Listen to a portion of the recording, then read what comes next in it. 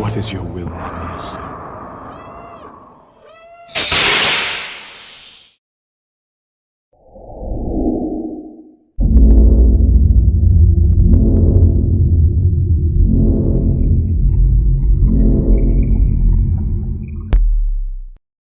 Hey, what's up, Austin?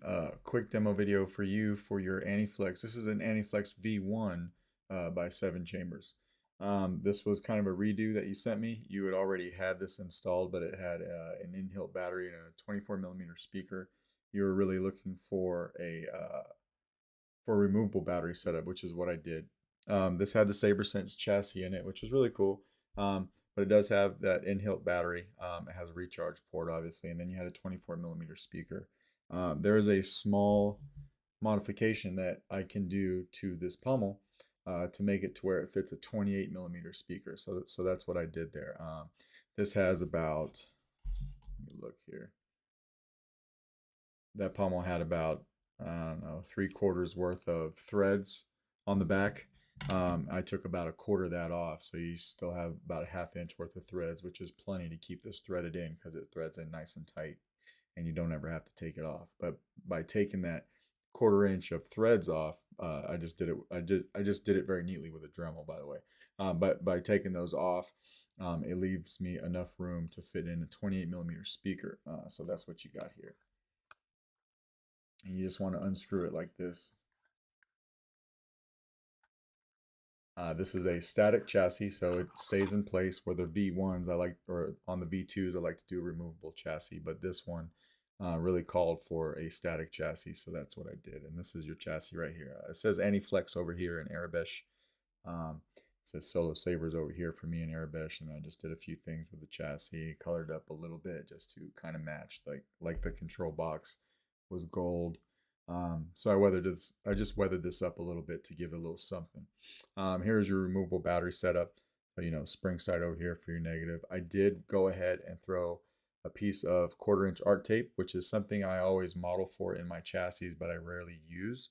But because I reused your CFX board, um, I went ahead and I put that art tape on there just as a precautionary measure to hold the board in, although it is a nice snap fit down into the shelf. You can get to your SD card right here with your finger. You just pop it in and out just like that. You don't ever have to move the board, right? 28mm speaker back here. So there is a significant difference in size between your old one and your new one. And there's a significant sound difference. I mean, this thing is super loud now. What else did we do? The board took some cleanup. The way that it was wired before was a little strange, right? It used LED pads 1, 2, and 3 for the NeoPixel. Really, on a NeoPixel setup, you want to use all 4 of the LED pads. You had a piece of, just looked like a piece of bare wire that came straight down the side, and it was connecting the first 3 LED pads, which is fine, but it made the profile of the side of the board kind of high. So I took that off and I just used some small 28 gauge wire to go ahead and I connected all the pads that way. Usually so typically that would be something I'd do on the bottom so you wouldn't see that. But because of the way this was soldered to and stuff like that, I couldn't do it. I did not take apart the front side of the Saber for a few reasons. First of all, and we can talk about your switches, I could not swap out the new V2 buttons that you sent with this Saber because the previous installer um, had this piece right here glued in, and I can't unscrew it, and I didn't want to damage the chrome. The only way past what I was trying to do would be to put a pair of pliers on it, and you can't do that because you'll seriously damage the chrome. So I did not swap those buttons out. I'm going to send them back to you the same way they came. They're going to be in this bag right here. Just something I couldn't do, right? So um, that was the first reason why I didn't get past here. And then the second reason was, everything was wired up and it was functioning because I did test this Saber before I took it apart. So everything was functioning, although your chassis was sliding in and out of the Saber down here. It is secure now, so you don't have to worry about that. But you have the stock V2 MPXLs in there.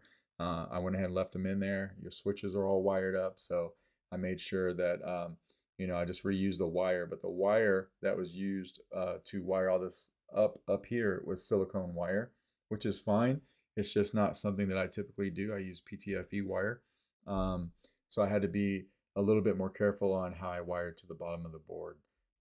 So yeah, that's why I went ahead and I jumped all those pads from the top of the CFX board, which is something, like I said, I don't prefer to do it that way, but I will from time to time. And then if you ever have to desolder a board and then solder back to it, um, you have to that's something that you have to approach a little bit differently because it's never as easy to solder to as if it was brand new. But everything's working fine. Let's throw a battery in here. Don't ever put your battery in backwards, right? So we'll throw this in here. Hello there. And then when you put the handle on, it is tight, but everything goes together. This chassis is modeled in a way that the inside diameter of the handle is actually like a cover, an added cover for the battery. So it bumps up right against the battery and locks everything down nice and secure. But we'll screw that in. Screw it. We'll lock it down to the point where this control box is even to the side of the saber, right? Exactly where it should be, right here. Your power's still up here. You can't win. So you got your LEDs firing up. Nice smooth swing. This is still your auxiliary. And then turn it off. One thing I will say, when the saber came to me, it was missing one of the pins right here. So I don't know if you have that or not, but it came to me with one pin missing. So that's how it's going to go out. I do not have any pins that match the Aniflex pins. I've got a bunch of Graflex ones, but they look way different. So did not even attempt to replace that. That might be something you need to reach out to Lewis over at Seven Chambers about. I think he has some that you could buy separately, but don't quote me on that. Your blade plug still fits in fine, and everything works there because I didn't move the PCB holder. All right, and then this is still your blade retention. So we're going to loosen that guy up. Just get it out of the blade socket. And then this takes, as you know, this takes a 7/8 inch NeoPixel blade. I don't have a full length 7/8 blade, but I have a little test one here that's fine to show you that everything works. So we'll lock this guy down. I have a bad feeling about this.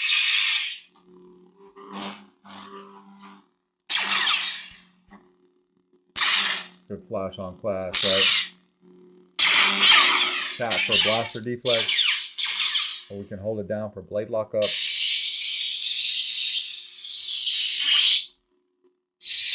And we'll cycle through some fonts. This is the last time Cody takes a day off. Sound bank selection. This is General Kenobi. Crystal focus. Crystal focus.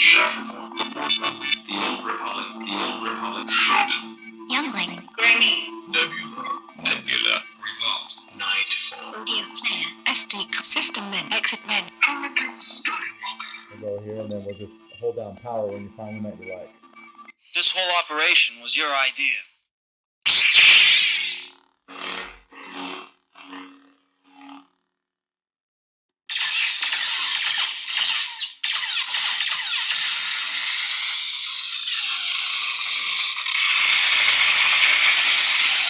Hopefully you can hear on video how loud this guy is. We'll go to another one. This whole operation was your idea. Oops. Sound bank selection. Darth Vader. You will try.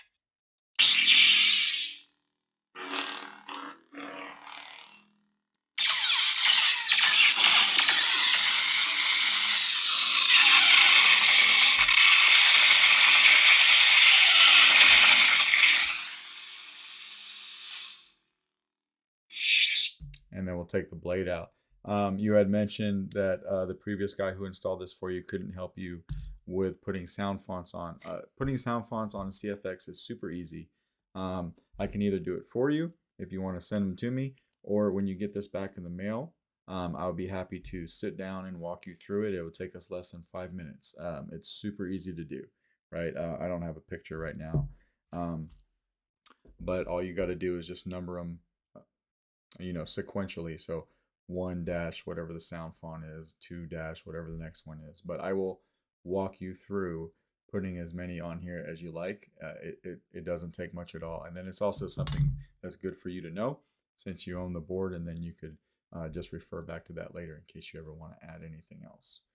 But it's totally up to you. Let me know which direction you want to go. But to get the battery out right, we just want to unscrew the handle again.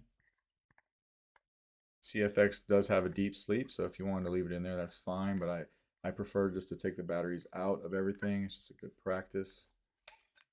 Handle slides right off, and then from the positive side of your battery, which is over here by your speaker, you can just take your finger and you can pop the battery out just like that. And that is pretty much your saber.